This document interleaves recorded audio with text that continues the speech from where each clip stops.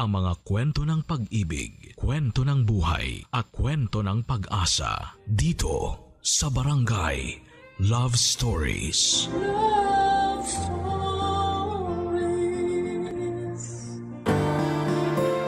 Mapagpasensya at mapagkandili ang pusong wagas kung magmahal. Ngunit napupuno rin po ito kapag paulit-ulit na binabaliwala at sinaktan. Ikaw, kabarangay, naranasan mo na bang maabuso ng mga taong malapit sa puso mo? Dear Papa Dudut, naranasan niyo na bang makulong? Hindi sa likod ng mga rehas sa presinto ha, kundi sa responsibilidad ninyo sa inyong pamilya. Ako kasi oo, at akala ko ay hindi na ako makakawala pa mula sa aking pagkakabilanggo. Ang mga karanasan kong yon sa buhay ang rason kung bakit ako sumulat sa programa ninyong Barangay Love Stories. Pero bago ang lahat ay magpapakilala muna ako. Tawagin niyo na lamang po ako sa pangalang Jenica, 27 years old at tubong Montalban, Rizal. Nagtatrabaho ako sa isang private company sa Quezon City. Naisip kong magpadala ng istorya sa inyong istasyon upang ibahagi ang mga karanasan ko sa buhay. Sana ay may matutuhan dito ang mga kabarangay natin. Magsisimula ang lahat noong nasa high school pa lamang ako, Papa Dudut.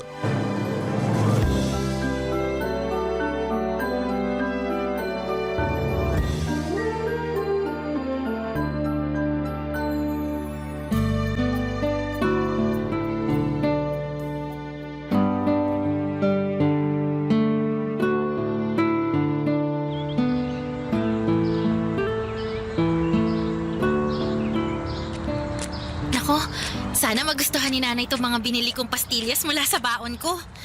Alam ko kasi na paborito niya to eh. Iba-iba pa yung kulay ng pambalot. Nakakatuwa namang tingnan. Ayun, nandito na ako sa bahay. Andito na po ako! Oh, bakit ngayon ka lang? Kanina pa kita hinihintay ah. Ano po kasi, dumaan pa po ako sa tindahan ni Aling Sonia kasi nakita ko kaninang umaga na may tinda sila ng mga paborito niyong pastillas. Ito, kaya binilhan ko po kayo, Nay. Alam ko pong paborito niyo yan eh. Salamat. Pero akala mo ba madadaan mo ako sa pagbili niyan? Ano po? Anong ano po? May kasalanan ka pa sa akin, Jenica. Ayan oh, tignan mo. Ano, pamilyar ba sa'yo itong mga papel na to? Opo, mga test paper. Na tinago mo sa ilalim ng kama mo. Akala mo yata hindi ko makikita, no? Malas mo kasi naglinis ako ng kwarto mo kanina. Kaya nakita ko itong mga test paper na to. Bago lang to ah. Kamakailan lang. Sinadya mo ba tong itago sa akin kasi ang bababa ng mga score mo? Ano po kasi? Pasensya na po kayo, Nay. Anong pasensya? Paano ko mapagpapasensyahan tong mga to? Sabihin mo paano? Teka, kuhanin na ng card nyo ngayon, di ba? Opo. Patingin ako. Po? Patingin ako ng card mo, Jenica. Wag na wag mong itatago sa akin yan katulad ng pagtatago mo nito mga test paper na to, ha? Akin na, dali! Sandali lang po. Kukunin ko lang po sa bag, Nay. Namumuro ka na talagang bata ka. Asa na? Ito na po. Ito na po. Ay, Diyos mio. Sinasabi ko na nga ba ang bababa ng mga grado mo? Pasensya na po talaga kayo, Nay. Pero wala naman po akong bagsak. Kahit na, pasang-awa lang naman to mga grado mo. Paano hindi magiging ganito kababa mababa rin ang mga score mo sa test? Bobo ka ba? Po? Ang sabi ko, bobo ka ba? Kasi mga bobo lang naman na nakakakuha ng mga ganitong grado. Pati na rin ang ganitong score sa test. Sobra naman po yata kayo, Nay. Sobra na kung sobra, pero may karapatan naman akong sabihin yon dahil sumobra na rin ang kabobohan mo. Bakit hindi mo tularan ng Kuya Jason mo? Sakto lang din naman po yung mga grade ni Kuya. Di naman ganun kataas, pero bakit ako lang po yung pinapagalitan ninyo? Grabe naman po kayo magalit sa akin, Nay. Wala naman po akong bagsak. Ba't nakuha mo pa talagang mga tuwiran, ha? Nagsasabi lang naman po ako ng... Kumpara naman sa kuya mo, mas marami naman siyang kayang gawin kesa sa'yo. Magaling siyang tumugtog ng drums. Kaya nga nasabi bagay siya sa banda ng eskwelahan ninyo, hindi ba? Mahusay din mag-basketball. May itsura kaya laging laman ng mga pageant. Magaling makisama, magiliw kaya maraming natutuwa sa kanya. Ay naku, ang anak kong yun, napaka-perpekto. Eh ikaw, sa pag-aaral ka na nga lang babawi, pumalpak ka pa? Saan ka nalang pupulutin yan pagtanda mo, Jenica? Baka walang kumpanya ang gustuhin kunin ka dahil napakahina ng utak mo. Walang-wala ka talaga sa kalingkingan ng kuya mo. Papa Dudut, hindi yun ang unang beses na kinumpara ako ni Nanay Irma kay Kuya Jason. Pero paulit-ulit pa rin akong nasasaktan. At walang pinagkaiba ang sandaling yon. Akala ko'y manhid na ako pero naapektuhan pa rin ako ng bigat ng mga salita niya laban sa akin. Sa mata ng nanay namin, ang kuya ko na ang pinaka-perpekto. Kulang na lang ay gawin niya itong santo at sambahin. Samantala ang turing naman niya sa akin ay kabaligtaran ng mga magagandang bagay na sinabi niya sa kapatid ko. Hindi talaga patas ang tingin sa amin ang aming nanay simula pagkabata pa lamang. Ang tatay ko lamang ang kakampi ko noon pero iniwan niya ako nung naghiwalay sila ni nanay. Mas naramdaman ko tuloy na nawala na ako ng puwang sa pamilya namin dahil wala na ang nag-iisang may paborito sa akin. Fast forward. Sa kabila ng unfair treatment ni nanay sa akin ay nagsikap pa rin po ako sa buhay para makapagtapos ng pag-aaral at makapagtrabaho. Pero doon pa lang pala magsisimula ang mas mabigat kong mga problema, Papa Dudut.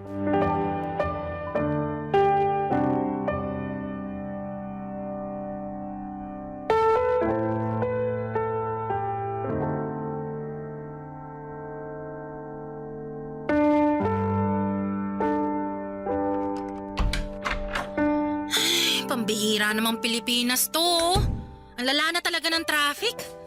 Mas nakakapagod pa bumiyahe araw-araw kaysa sa aktwal na trabaho sa opisina eh. Wala na ba talagang pagbabago? Buti pa makaupo nga muna. Oy! Ilang oras kang nakaupo sa opisina tapos pagdating mo sa bahay uupo ka na naman. Hindi ka ba napapagod? Napapagod po, kaya nga po ko uupo. Oy, mamaya ka na umupo. Akin na muna. Yung ano po? Tanga ka ba? Eh di yung sweldo mo. Baka nakakalimutan mo, araw ng bigay mo ngayon ng sweldo. Kanino ko pa iniintay yan eh. At singilan na naman sa renta. Naubusan din tayo ng gas. Naku, sumabay pa talaga. Hindi ko tuloy natapos yung niluluto ko. Anak ng lintik. Ano na? Asan na yung pera? Teka lang naman po, Nay. Kukunin ko po muna rito sa wallet ko. Naku, bagal-bagal mo talaga. Ito na po, Nay. Akin na. Anak ka ng tokneneng, bakit ganito lang? Po? Sabi ko, bakit ganito lang? Wala ka na bang idadagdag dito? Wala na po, Nay. Sagad na po Eh, yan. kakasabi ko lang, di ba? Singilan na ng renta, tapos naubusan pa tayo ng Hindi ko gasol. naman po sagot yung pagbili ng gasol, di ba? Toka po yan ni Kuya, kaya bakit parang balak niyong kunin dyan sa sweldo ko? Bakit hindi? Eh, maliit lang din naman ang ibinigay ng kuya mo. Kaya pambili lang yun ng bigas. Wala na rin yung panggas, hindi na kasya. Di naman po yata tama na sa akin kayo maghahanap ng extra na pera. Dapat po kay Kuya. Bingi ka ba talaga o ano? Maliit nga lang ang nabigay ng kuya mo. At tingin ko, wala na siyang malalabas pa, kaya sa'yo ko na lang sana kukunin yung pambili natin ng gas. Wala na nga rin po kung malalabas, Nay. Anong wala? Dapat meron!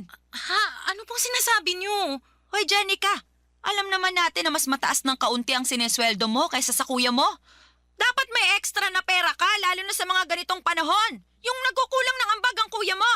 Inay, hindi naman po itong unang beses na nagkulang ng ambag si Kuya sa bahay natin eh. At saka sa lahat ng yun, palagi akong sumasagot. Akong nag-a-adjust. Kahit nga wala na sa budget ko, pinipilit kong magbigay. Pero mali naman po yata na ako lang palagi yung pinapasalo nyo. Lalo na ngayon na wala rin akong mailabas. Di rin po katwiran na mas mataas yung sweldo ko kaysa kay Kuya. Eh magkano lang naman yun, Nay? Teka, nanunumbat ka ba? Hindi po. Wala pong panunumbat doon. Anong wala? Iyon ang tinutumbok mo eh. Ang dami mong sinasabi, responsibilidad mo naman talagang mag-ambag sa pamilya natin. Pero responsibilidad din po ni kuya yun. Kaya bakit ako lang yung pinupukpok nyo, Nay? Pag si kuya, sakto lang ang inaambag o kaya kulang, wala naman kayo masyadong sinasabi. Pero pag ako, sangkatutak na sermon yung abot ko sa inyo. Intindihin mo, may ibang pinagkakagastusan ng kuya mo. Nabanggit na niya sa akin na may gala sila ng girlfriend niya para raw sa anniversary nila. Magbi-beach daw. Syempre mapapagastos siya, kaya ikaw na munang magbigay. Pagbigyan mo na ang kuya mo, wala ka namang pinagkakagastusan eh. Tsaka, hoy, Jenica, paalala ko lang, huwag ka muna magpapamilya ha. Aha? Po, paano naman po napunta dyan ang usapan, Nay? Gusto ko lang paalalahanan ka. Kasi ang baba ng sweldo mo, hindi ka nga makapagbigay ng sobra rito sa bahay tapos magpapamilya ka pa. Baka mapabayaan mo lang ang magiging anak mo. Kasi saktuhan lang naman palagi ang kinikita mo. Kawawa naman ang magiging apo ko sa'yo. Papa Dudut, wala pa sa isipan ko ang magkaroon ng sariling pamilya dahil sa nakaatang na responsibilidad sa aking mga balikat. Kaya madalas ay said ang pera ko at wala na halos natitira sa akin kundi pamasahe na lamang. Minsan nga ay pati yun ay kinukuha pa ni nanay kesyo nakukulangan daw siya sa ibinibigay ko. Hindi ko tuloy mapigilang mainggit kay kuya dahil kung magkano lang ang maibigay niya ay wala nang sinasabing malala sa kanya ang nanay namin. Sa bagay, ano pa ba ang dapat kong asahan paborito nga siya kesa sa akin. Bukod po sa pinansyal na aspeto ay tumutulong din ako sa mga gawaing bahay lalo na kapag day off ko. Pero hindi yon ma-appreciate ni nanay at malimit pa rin niya akong ikumpara sa kapatid ko. Kaya nga nasasaktan ako ng husto dahil akala ko ay gagaan na ang pakikitungo niya sa akin lalo't may silbi na ako sa pamilya namin. Ngunit hindi pa rin pala at sa bawat araw na dumaraan, nadaragdagan lamang papadudot ang samaan ng loob ko sa sarili kong ina. Barangay Love Stories. Barangay Love Stories. Papadudot, akala ko noon ay sa mga pelikula lamang makikita ang mga magulang na may lantarang paborito sa mga anak nila kahit na pareho naman ang galing ang mga ito sa sinapupunan nila. At nung personal ko na nga yung naranasan ay napasabi na lamang ako na nag-e-exist pala ang bagay na yon sa tunay na buhay. Kaya nga kahit ayokong mainggit sa iba kong kaibigan at katrabaho na merong mabuting relasyon, sa kanilang mga nanay ay hindi ko pa rin napigilan ang aking sarili. Tao lamang ako, Papa Dudut, nakakaramdam ng pagkainggit, lalo't meron din namang dahilan. Sa kabila ng lahat ay nagpaka-bigger person ako. Inunawa ko ang nanay ko sa abot ng aking makakaya. At para hindi tuluyang masiraan ang ulo kakabuhat sa mga responsibilidad ko sa pamilya namin, natutuhan kong bigyan ng sarili ko ng pagkakataon na makapaglibang-libang naman. Pero hindi ko akalain na pati yun ay mamasamain pa ng magaling kong ina, Papa Dudut.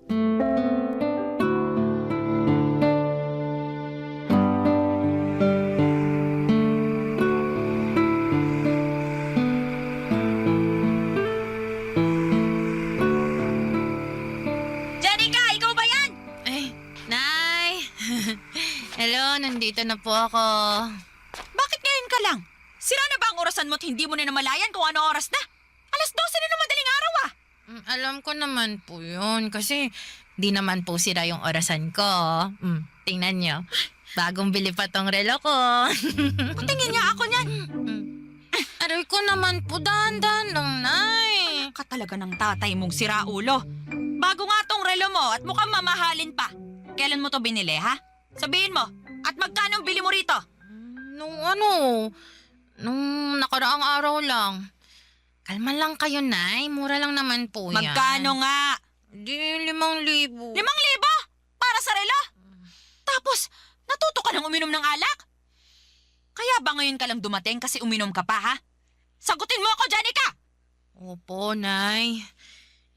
Nagkaayaan kasi yung mga katrabaho ko na nagumimik. Sumama na po ako kasi wala naman pong pasok bukas. At magkano ang nagastos mo, ha? Po, Magkano ang nagastos mo dyan sa gimmick-gimmick nyo na yan? Ano? Maliit lang naman po. Mga 2,500. 2,500? Aba, ano maliit dyan? Marami ka nang mabibili dyan kung binigay mo na lang sana sa akin. Pati yung pinambili mo ng lintik na relo na yan. Jenny, 5,000 rin yun. Sana sa akin mo na lang ibinigay. Nay naman, palagi na lang po ba sa inyo, sa bahay o sa pamilya natin mapupuntang sweldo ko? Paano naman po ako? Paano naman ang sarili ko eh? Ako nga po yung nagpakahirap sa pagtatrabaho. Tapos... Tapos ano? Ayan ka na naman eh.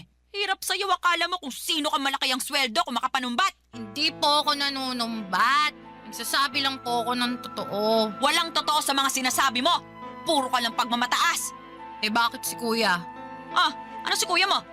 Pag si kuya ang bumibili ng mga bagong gamit niya, kahit na mamahalin at kahit na magkulang ang inaambag niya rito sa bahay, eh ayos lang sa inyo. Suportado niyo pa nga eh.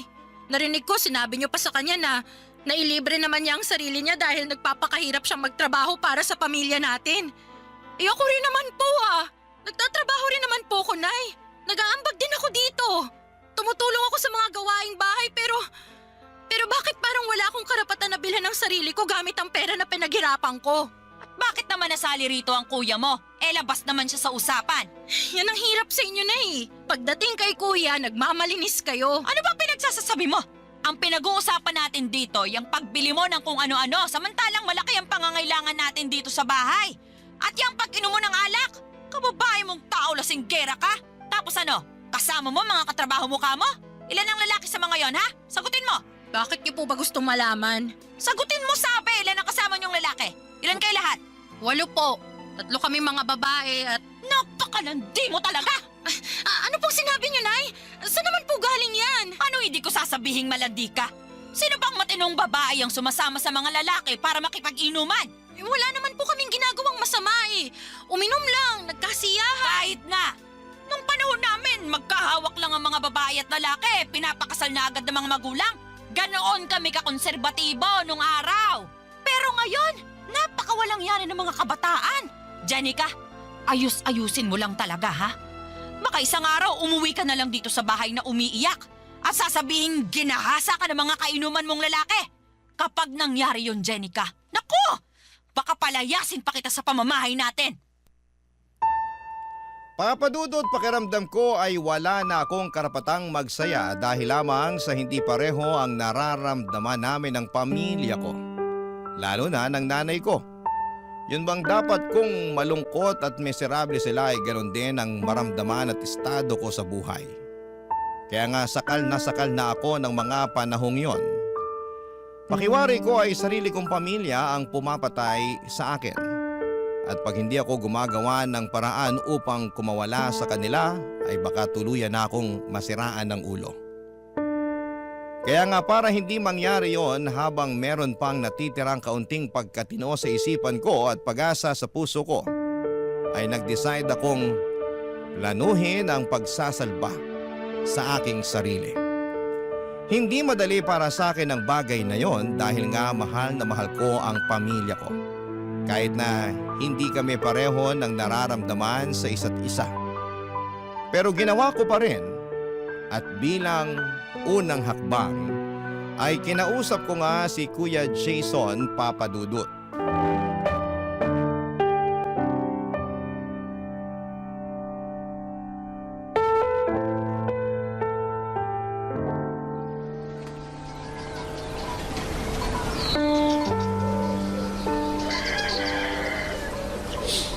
Kuya Jason, pwede ba tayong mag-usap? Hindi pa ba tayo nag-uusap? Ayun kinakausap mo na ako. Bakit ka pa ba nagtatanong? Seryoso ako. O bakit? Seryoso rin naman ako Itong mukhang to, mukha ba nagbibiro? Tungkol ba kasi saan ang gusto mong pag-usapan natin? Parang biglaan naman yan. Ano kasi, matagal ko na tong pinag-iisipan.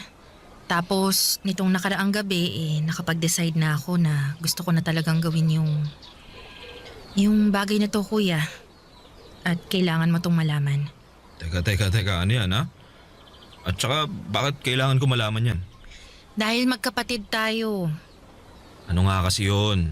Daming pang paligoy-ligoy Kuya, Gusto ko nang umalis sa bahay natin para bumukod. Seryoso ba yan? Oo, seryoso ako. Kaya mo na ba sarili mo? Oo naman. Malaki na ako. Hindi na ako bata. At saka, naipon din ako. Talaga? Magkano? Ha? Magkano ipon mo? Kasi, utang ako. Bakit naman kita pauutangin? Magkapatid kasi tayo, tsaka kailangan ko kasi ako na yung alis ng bahay natin. Teka, anong sabi mo? Magpapakasal na kami ng girlfriend ko at gusto na naming bumukod ng bahay kaso kinulang yung pang-down namin dun sa rerentahan naming apartment eh. Sakto, nabanggit mo may ipon ka kaya ayun. Utangin mo muna ako.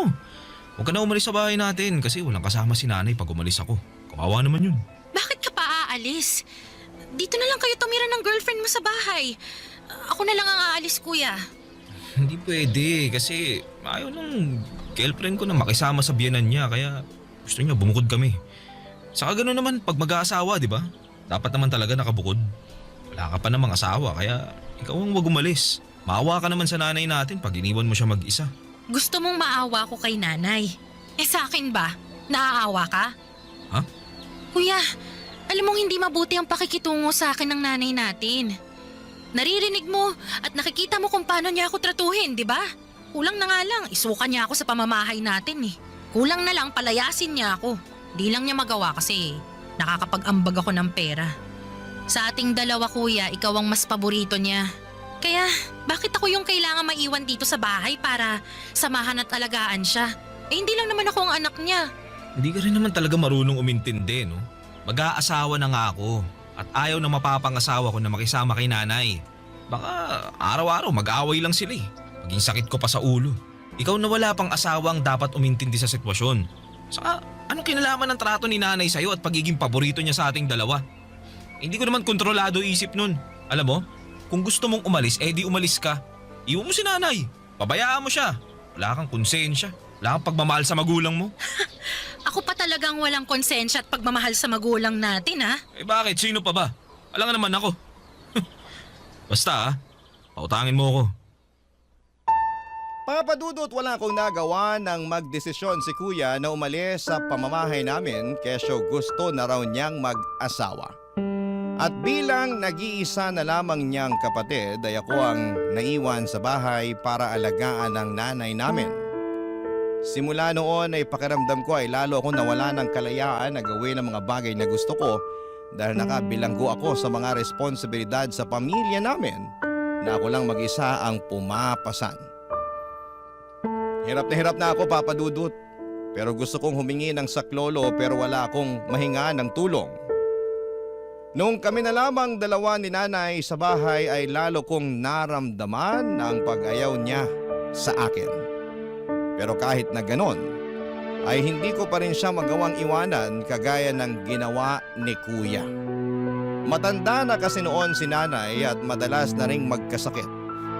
Hindi ko maatim na pabayaan na lamang ang nanay namin dahil mahal ko siya. Barangay Love Stories. Barangay Love Stories.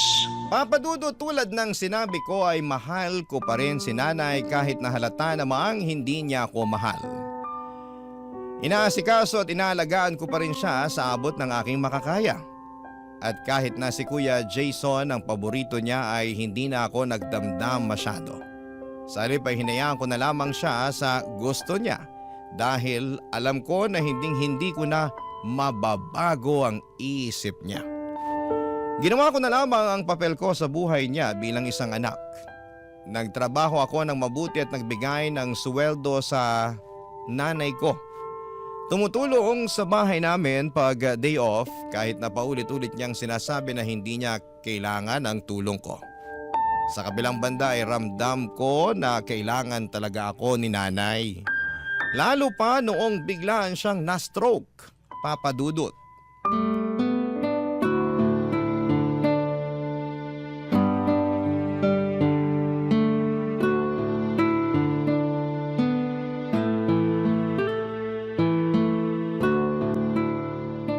Ano ba yan? Adobo? Ang putla. Kulang sa toyo, mukhang matabang. Oh, bakit? Nasa stress lang po ako. Stress. Sabihin mo, sa akin, ano? Sa sitwasyon po. Sorry na, hindi ko lang mapigilan eh. Pagod lang din po ako ngayon dahil maraming ginawa sa opisina. Tapos ayaw nyo pang kumain eh. Sabi sa akin ng bantay nyo kanina, wala rin kayo halos kinain. Sumpungera talaga yung pinsan mo. Ako po nagtanong sa kanya tungkol sa inyo, Nay. Kinamusta ko po kayo.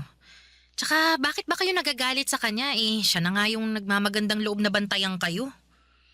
Hindi ko naman kailangan ng bantay. Kaya ko naman ng sarili ko. Kalahati lang ang paralisado sa katawan ko. Nagagalaw ko pa ang mga kamay ko. Nakakapagsalita pa ako. Hindi pa ako imbalido. Nay naman eh. Kuya mo na lang sanang kasama ko. Sana siya na lang din na nag-aalaga sa akin. Yung nagluluto ng pagkain ko. Mas masarap pa siya magluto kumpara sa luto mo na hindi maintindihan ng lasa. Wala na nga po si Kuya. Umalis na rito sa bahay natin kasi nag-asawa na, di ba? Kaya nga sana nandito siya. Bakit ba panay kayo hanap kay Kuya? Andito naman ako para alagaan kayo. Panay kayo hanap sa wala simula nung na-stroke kayo. Mabibilang na lang sa kamay ko sa daliri yung mga pagkakataon na binisita nila kayo rito sa atin. Basta.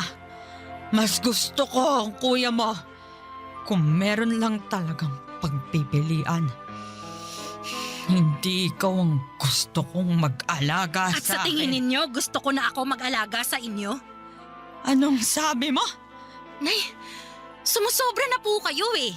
Kung makapagsalita kayo, parang wala na akong ginawang mabuti sa pamilya natin, no? Lagi niyong pinamumuka sa akin na wala akong silbi, na kulang ang mga effort ko, na palagi na lang si Kuya ang magaling at nakakalamang. Lagi niyo na lang akong kinukumpara sa kanya. Anak niyo rin naman ako, di ba? Bakit, Nay? Bakit kayo ganyan sa akin? Bakit pagdating kay Kuya ang bait-bait niyo? Tapos sa akin hindi? Sabihin niyo, Nay, bakit ba? Mas mahal ko ang kuya mo kesa sa'yo. Ano magagawa ko?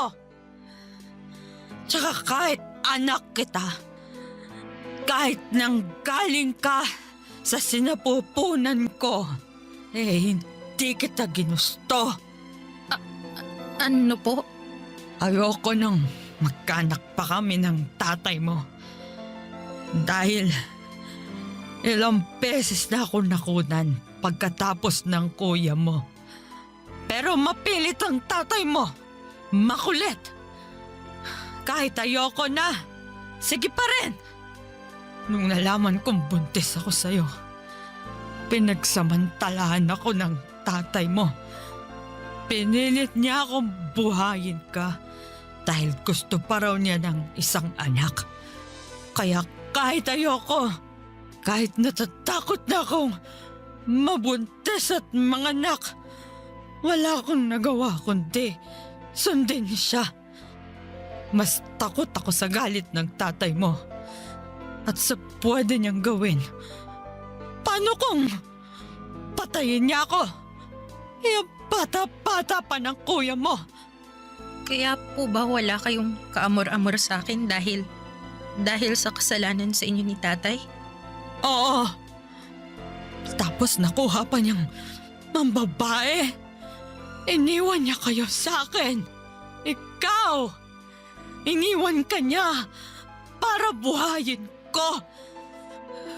Kapal ang mukha niya. Kaya hindi mo ko masisisi kung bakit ganito ako makitungo sa'yo. Pag nakikita kita, naaalala ko ang mukha ng taong nanamantala sa akin. Nanloko at nangiwan. Pakiramdam ko, hindi talaga siya nawala. At nabubuhay siya sa katauhan mo. Papa Dudut, yun pala ang dahilan kaya hindi ako mahal ng nanay ko. Pero maling-mali naman na isumbat niya sa akin ang kasalanan sa kanya ng aking tatay. Hindi ko rin naman ginusto na mabuhay at ipanganak sa mundo. Kung may pagpipilian lamang ako, kung alam ko lang na magiging miserable ang buhay ko sa mga kamay ng nanay ko ay hindi na lamang sana ako isinilang noon. Sana ay namatay na lamang ako sa sinapupunan ng nanay ko. Nagpatuloy ang hindi magandang trato sa akin ni nanay kahit na ginagawa ko naman ang lahat para alagaan siya, irespeto at unawain. Gabi-gabi ay nagdarasal ako sa Diyos. Nahawakan niya ang puso ng nanay ko para magbago ito. Pero imposible na yatang mangyari yon dahil sa kabila ng karamdaman ni nanay ay mas naging malala pa ang trato niya sa akin. Sa katunayan ay nagawa na rin niya akong saktan kapag inis na siya. Bagay na hindi ko kayang tiisin, Papa Dudut. Doon ko na naisip ang isang bagay na ni sa hinagap ay hindi ko akalaing magagawa ko sa kanya. Dinala ko si nanay sa apartment ni kuya tulad ng palaging bukang bibig niya na mas gusto niya na si kuyang mag-alaga sa kanya kesa sa akin. Bukod doon ay dala-dala ko rin ang iba niyang mga gamit, damit at gamot. Nagpatulong na lamang ako sa pinsan ko para madala siya sa nirerentahang apartment ng kapatid ko na gulat sa pagdating ko.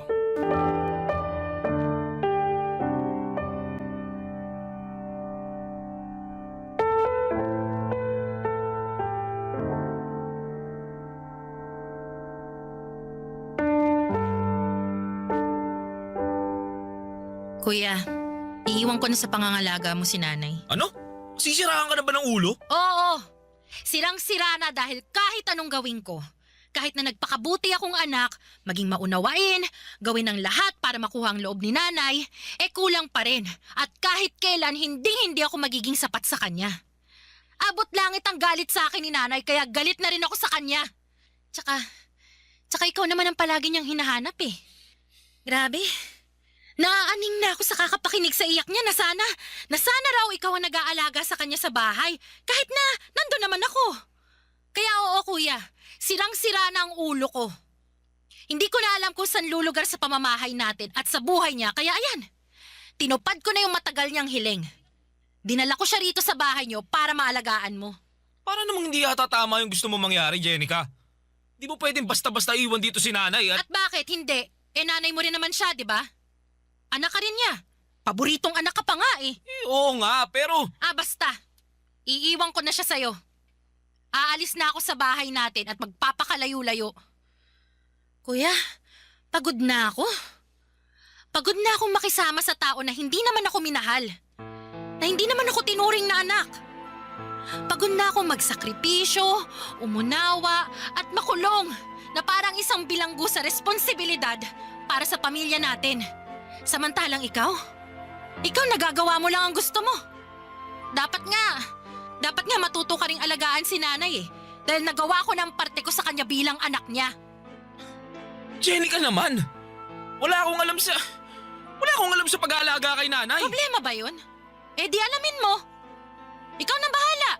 Diskartehan mo na, total. Lagi namang sinasabi ni nanay na magaling ka. Di patunayan mo. Ipakita mo sa kanya. Kasi ako kuya, nagawa ko na yan eh. Hindi nga lang niya na-appreciate, kaya ayoko na. Suko na ako. Panahon na siguro para unahin ko naman yung sarili ko. Marami rin kasi akong gustong gawin eh. Marami akong mga lugar na gustong puntahan pero hindi ko magawa dahil nakatali ako kay nanay.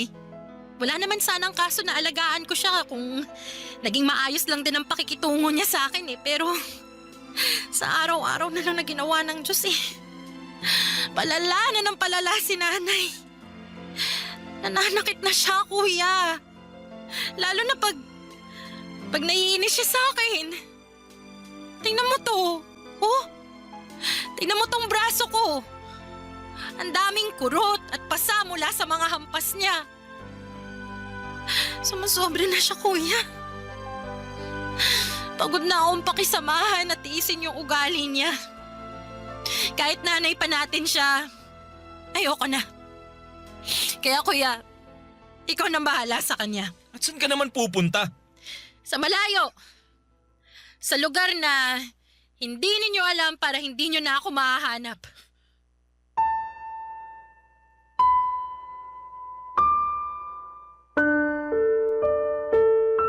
Papa Dudut, masama na akong anak kung yan ang tingin ninyo sa akin dahil sa pagtatakwil ko sa sarili kong ina.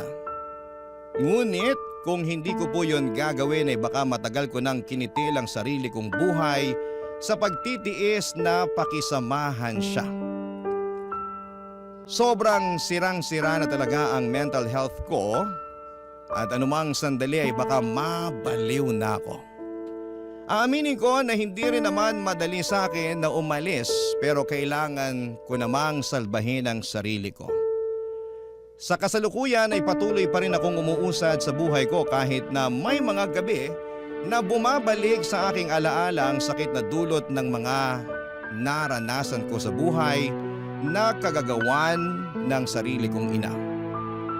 Ngunit tuwing sumasapit ang umaga ay patuloy pa rin po akong humahawak sa katiting na pag-asa sa puso ko na magiging maayos pa rin ang lahat-lahat. Kaya nga bilang unang hakbang, Papa Dudut, ay sumailalim ako ngayon sa counseling.